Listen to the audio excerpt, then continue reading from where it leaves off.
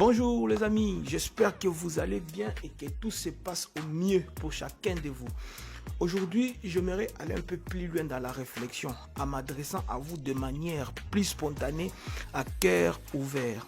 Parce que c'est dans cette sincérité que souvent je me sens le plus vrai sans avoir à trop me poser des questions genre est-ce que j'ai bien dit ceci, est-ce que j'ai oublié cela, etc.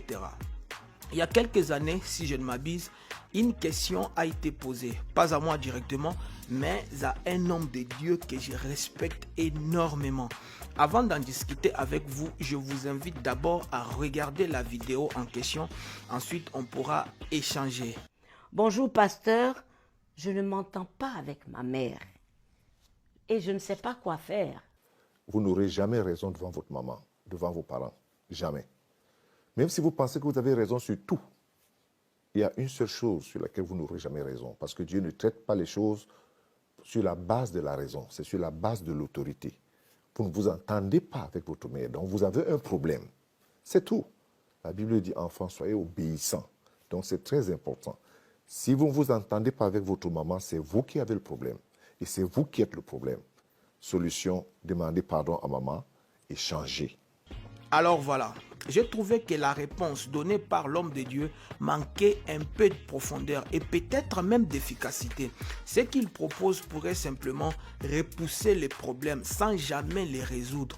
Et si rien ne change, il y a de fortes chances pour que le même problème revienne encore. Il a dit quelque chose comme « Maman a toujours raison » parce que Dieu ne traite pas les choses sur la base de la raison, mais sur la base de l'autorité. Mais une telle affirmation revient à dire qu'un mauvais acte peut devenir bon selon la personne qui le commet. Non, un acte mauvais reste mauvais, peu importe qui en est l'auteur. Pourquoi ? Parce que personne n'est parfait. Refuser de reconnaître ses torts est une vraie faille, un danger, même pour la société.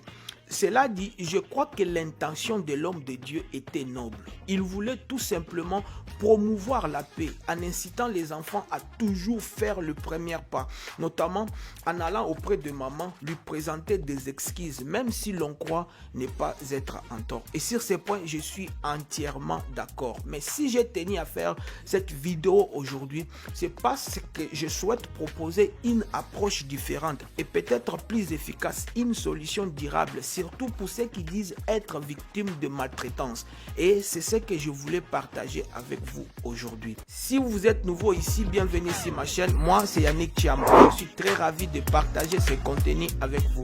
Si ce message vous parle, merci de le partager, de vous abonner, voilà, aimer, commenter et n'oubliez pas, vos retours nous font énormément plaisir et nous encouragent. Entrons dans le vif du sujet.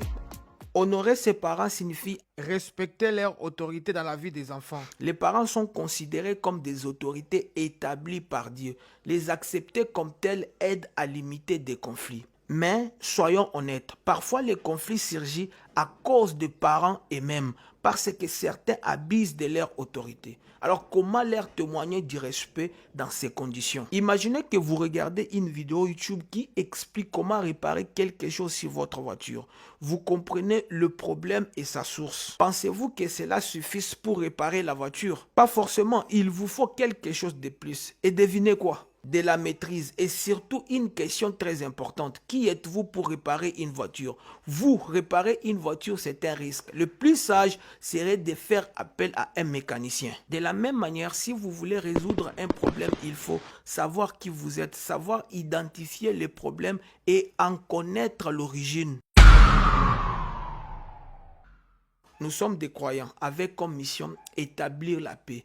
Et il ne faut jamais oublier que peu importe la situation, il faut savoir rendre le bien pour le mal. L'expression offrir l'autre jour que vous trouverez dans la Bible ne veut pas dire ne pas réagir à la violence physique seulement, mais aussi à la violence verbale. Dieu ne nous a pas envoyé vivre uniquement parmi les personnes bien, mais aussi auprès des personnes au caractère difficile. Et parfois, la volonté de Dieu nous met au défi. vie. Oui, tu peux demander à Dieu tout ce dont tu as besoin, mais le chemin par lequel tu dois passer pour y arriver ne dépend pas de toi. On aimerait vivre parmi les personnes gentilles, mais parfois, Dieu permet que tu sois entouré de personnes dures pour te former et t'apprendre l'amour véritable. Sans prononcer un seul mot, il est possible d'amener quelqu'un à croire en Dieu simplement par votre façon d'être. Et pour cela, il faut savoir votre identité et votre mission.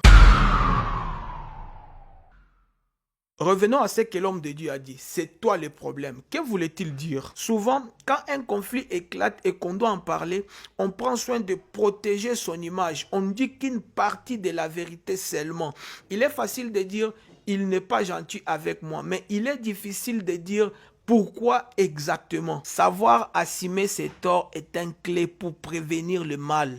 L'homme de Dieu a aussi dit « tu n'auras jamais raison devant ta mère ». Qu'est-ce qu'il voulait dire? Parce que les qualités telles que l'amour, la joie, la paix, la bienveillance, l'obéissance ne peuvent pas coexister avec un conflit constant. L'honneur que tu dois à tes parents est indépendant de ce qu'ils font.